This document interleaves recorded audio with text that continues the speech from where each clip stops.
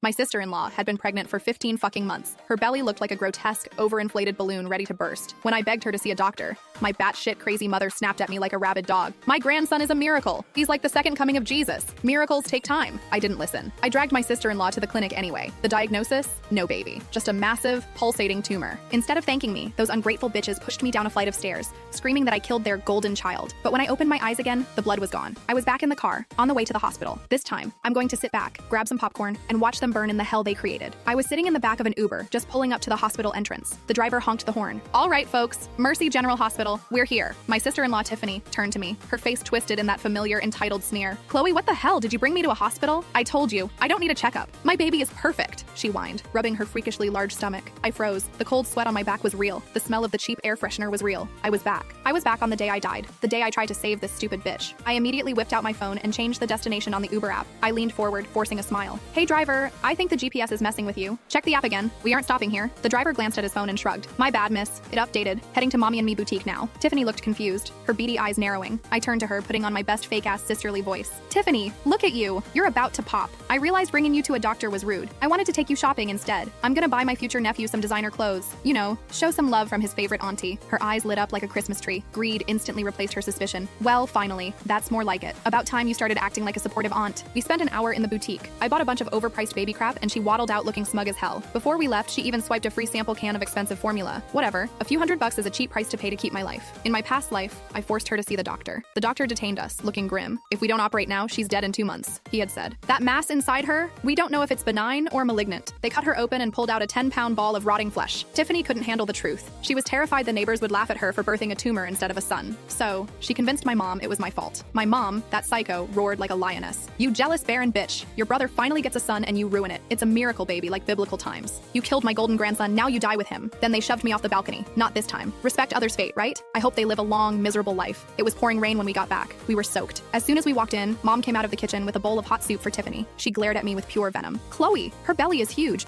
Why did you drag her out in this weather? If anything happens to my grandson, I will skin you alive. My brother Travis rushed over with a towel to dry Tiffany's hair. He was practically drooling over her stomach, adding fuel to the fire. Chloe, just because you can't lay an egg doesn't mean you should crack ours. Well, Travis was technically right. Tiffany was carrying an egg, a literal meat egg. I've been married 3 years, but I wanted to focus on my career. In my last life, my husband Ethan suffered the most. After Tiffany hacked me to death, Ethan took care of my family out of guilt. He even signed over our 3 rental properties to them. He didn't know the murderers were sleeping in his guest room. Eventually, they killed him too. To Mom and Travis, Tiffany's belly was the holy grail. Mom spent her mornings at church and her nights burning sage and praying to weird statues. Before dinner, she'd chant, "Lord, please protect the heir of our family." Then she'd look at Tiffany like a prize pig. See, Tiffany? If I didn't pray every day, you wouldn't be this big this fast. In the past, I tried to tell Mom that a 15